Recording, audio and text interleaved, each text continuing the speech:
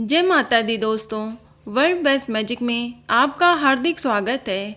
कैसे हैं आप सब, ये बताने के लिए कमेंट बॉक्स में जय माता दी जरूर लिखें।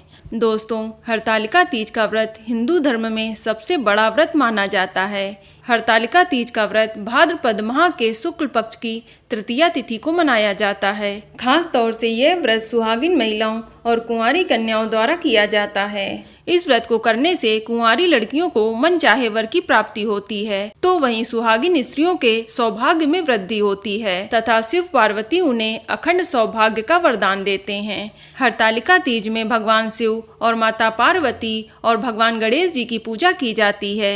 यह व्रत निराहार एवं निर्जला किया जाता है। इस दिन रथ जगाकर नाच गाने के साथ साथ इस व्रत को किया जाता है। आपको बता दें कि माता गौरी के पार्वती रूप में वे भगवान शिव को पति के रूप में चाहती थीं, जिसलिए माता पार्वती ने कठिन तपस्या की थी। उस वक्त पार्वती की सहेलियों ने उन्हें हरण कर लिया था। इसी कारण इस व्रत को हरतालिका तीज कहा गया है, क्योंकि हरत का मतलब है हरण करना और आलिका का मतलब है सखी या सहेली, अर्थात सहेलियों द्वारा अपहरण करना। इसीलिए इसे हरतालिका कहा जाता है। शिव जैसा पति पाने के लिए कुंवारी कन्या इस व्रत को बड़े ही विधि विधान के साथ करती हैं। चलिए अब बात करते हैं हरतालिका तीज की पूजन विधि के बारे में, जो इस प्रकार है। हरतालिका तीज वाले दिन सुबह जल्दी उठकर प्रातः स्नान करके व्रत का संकल्प करें और पूरा दिन भगवान शिव और पार्वती जी का ध्यान करें। हरतालिका तीज का पूजन विशेषकर प्रदोष काल में किया जाता है।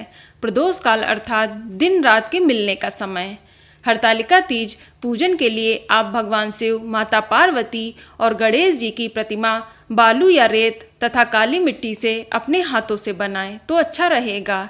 इसके बाद फुलेरा बनाकर उसे अच्छे से सजाएं। फिर उसके भीतर रंगोली या चौक पूरकर एक लकड़ी का पटा रखें और चौकी पर भी सतिया बनाकर उस पर थाल रखें और अब थाल के ऊपर केले का पत्ता रखें और इस केले के पत्ते के ऊपर आप भगवान शिव, माता पार्वती और गणेश जी की प्रतिमा स्थापित करें और सर्वप्रथम कलश की स्थापना करें। इसके लिए आप एक लोटा लें और उसमें एक हल्दी, सुपारी और एक सिक्का डालें और कलश में सतिया बना लें और कलश के ऊपर श्रीफल रखें। कलश के मुख में मौली बांध लें। अब आप एक घी का दीपक जलाएं और कलश की पूजा करें। सबसे पहले जल चढ़ाएं, कुमकुम हल्दी लगाएं और अक्षत अर्पित करें। इसके बाद फूल अर्पित करें। कलश के बाद भगवान गणेश जी की पूजा करनी चाहिए। इसी प्रकार विधिवत आप भगवान गणेश और भगवान शिव और माता गौरी की विधिवत पूजा अर्चना करें। इसके बाद माता गौरी को सुहाग का श्रृंगार अवश्य चढ़ाएं।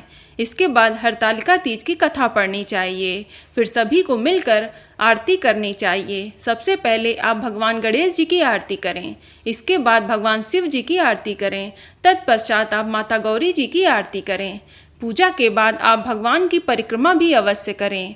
फिर इसके बाद रात भर जागकर 5 बार पूजा और आरती अवश्य करें। सुबह आखिरी पूजा के बाद माता गौरी को जो सिंदूर चढ़ाया जाता है, उस सिंदूर से सुहागन स्त्रियां सुहाग लेती हैं और इसके बाद ककड़ी व हलवे का भोग लगाया जाता है। फिर उसी ककड़ी और हलवे के भोग से महिलाएं व्रत का पारण करती हैं और अंत में ये सभी सामग्री आप पूजा संपन्न करने के बाद किसी नदी या तालाब में विसर्जित कर दें। इस तरह से हरतालिका तीज की पूजा संपन्न की जाती है। तो चलिए अब बात करते हैं हरतालिका तीज 2020 के शुभ मुहूर्त के बारे में। आपको बता दें, साल 2020 में हरतालिका तीज का पर्व 21 अगस्त 2020 दिन शुक्रवार को मनाया जाएगा और तृतीया तिथि की शुरुआत 21 अगस्त 2020 की तड़के 2:13 पर हो जाएगी और तृतीया तिथि की समाप्ति 21 अगस्त 2020 की रात को 11:03 पर होगी। चलिए अब बात करते हैं सरगी खाने के लिए शुभ समय क्या रहेगा। कुछ महिलाएं इस दिन सरगी भी खाती हैं, तो उनके लिए बता देती हूँ कि सरगी खाने का समय सूर्योदय से 1 घंटे पहले का होता है। आप सूर्योदय होने से 1 घंटे पहले सरगी खा लें।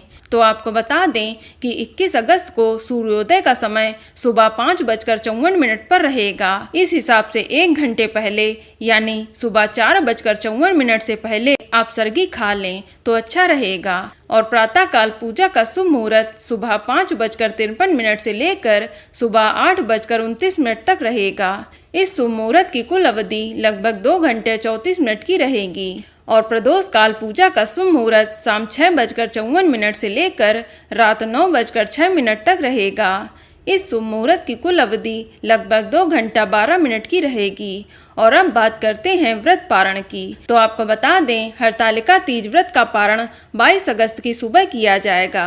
व्रत का पारण आपको सूर्योदय होने के बाद ही करना चाहिए, क्योंकि यह व्रत सूर्योदय से लेकर अगले दिन सूर्योदय तक चलता है। और 22 अगस्त को सूर्योदय का समय सुबह 5:54 पर रहेगा। इसलिए आप 22 तारीख को 5:54 के बाद ही प्रसाद खा के अपने व्रत का पारण करें। तो दोस्तों, यह जानकारी आपको अच्छी लगी तो कमेंट में जय माता दी जरूर लिखें। और अगर आपका कोई सवाल हो तो उसे कमेंट बॉक्स में अवश्य पूछ लें।